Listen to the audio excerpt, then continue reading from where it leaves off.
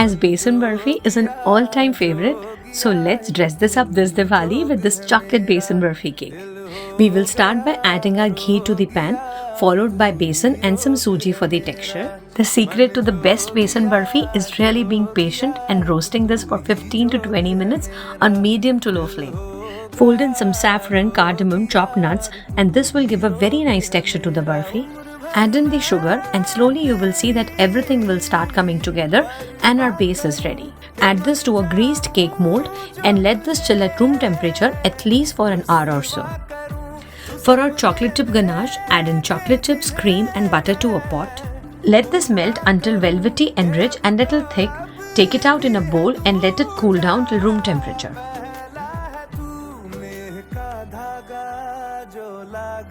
To assemble our cake, carefully unmold the besan barfi cake and then spread a layer of that beautiful rich chocolate ganache on top. Garnish it with some chopped nuts and fruits, edible flowers, gold varak and gold sprinkles.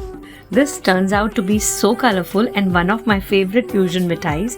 Hope you all like it. Head over to my blog for more detailed recipe and enjoy.